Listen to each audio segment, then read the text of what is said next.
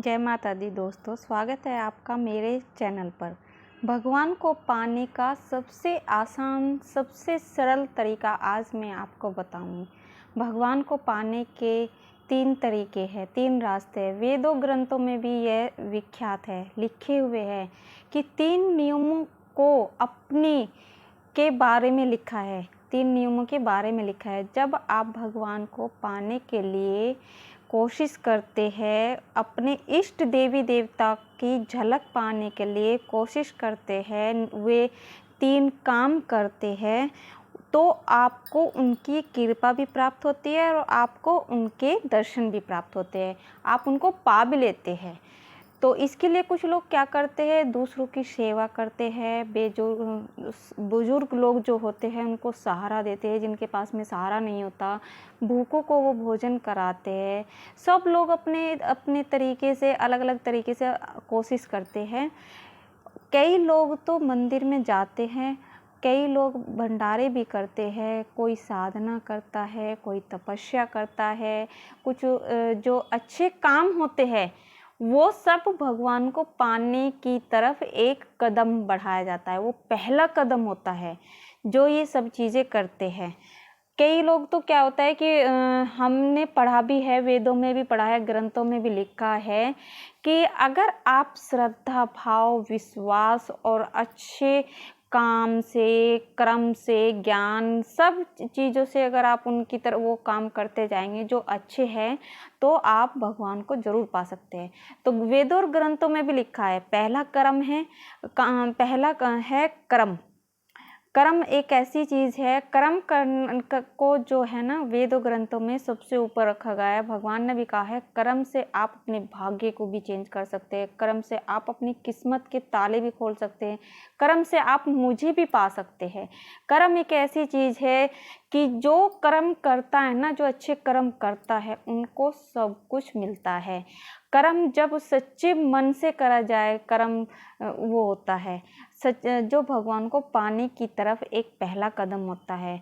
जैसे कि अपनी जिम्मेदारियों को निभाना, घर गृहस्थी जो भी है, आपके भाई बंद, उनके प्रति जिम्मेदारी निभाना, ना कर कि वो क्या नाम लगता है, भगवान को पाने की कोशिश वो होती है कि आप अपनी जिम्मेदारी को तो छोड़ रहे हैं एक तरफ, और एक तरफ आप भगवान को पाने के लिए साधना कर रहे हैं, आप ये कर रहे हैं, मंत्र जाप कर रहे हैं, या कुछ जो भी है, जो अपने तरीके से सभी लोग अपने तरीके से करते हैं। मैं किसी की भावनाओं को मतलब ठेस नहीं पहुंचाना चाहती, लेकिन पर सबसे बड़ा कर्म तो यही है भगवान को पाने का, कि आप अपनी जिम्मेदारी अच्छे से निभाएं, अपने भाई बहनों के प्रति, अपने माता पिता के प्रति, अपने रिश्तेदारों के प्रति।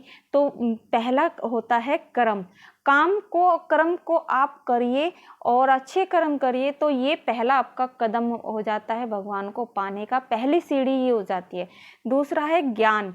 ज्ञान चारों तरफ है। इस आज के टाइम में एक से एक चीज़ें, एक से एक वेदों ग्रंथों में ऐसे ये बताया गया है कि ज्ञान सबसे ज़्यादा, जिसको ज्ञान होता है, जिसको ज्ञान एक ऐसी चीज़ होती है, गुरु आपको देता है। और ज्ञान ही एक ऐसी प्रॉपर्टी है, या आप ये समझ लीजिए ज़मीन जायदाद है, जो हमेशा आपके साथ रहती है, हमेशा आपके पास रहती है, उसको कोई नहीं छीन सकता आपसे। आपके पास से सारी चीज़ें चली जाएंगी, सब कुछ चली जाएंगी, लेकिन ये आपके मतलब पूरे टाइम ही आपके पास में रहता है। ज्ञान एक ऐसी चीज़ है।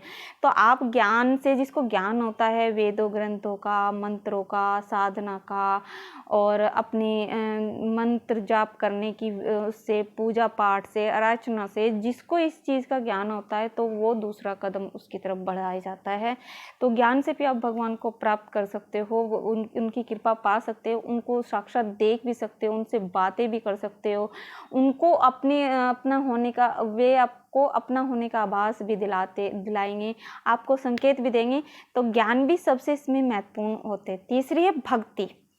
भक्ति एक ऐसी चीज़ है, एक ऐसा अटूट विश्वास है कि भक्ति से आप सब कुछ पा सकते हो।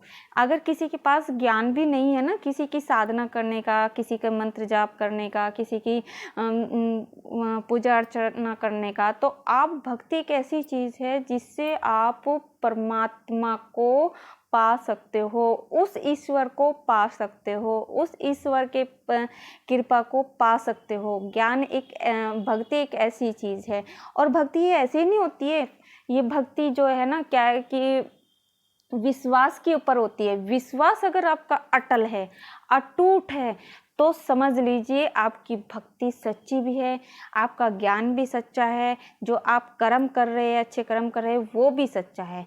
तो ज्ञान भक्ति के साथ साथ विश्वास का अटल होना बहुत ज़रूरी है। विश्वास अगर नहीं होगा तो आप भक्ति करे, ज्ञान जो भी भक्ति करेंगे तो भी उसका कोई फल नहीं आपको मिलेगा। तो अगर आपके पास ज्ञान है तो आपके सारे रास्ते भी खुलते हैं। आपके पास भक्ति है, आपको भगवान को पाने के रास्ते भी खुलते हैं, उससे मार्गदर्शन भी होता है, आपकी श्रद्धा भी अटूट होती है, आपका विश्वास भी अटूट होता है।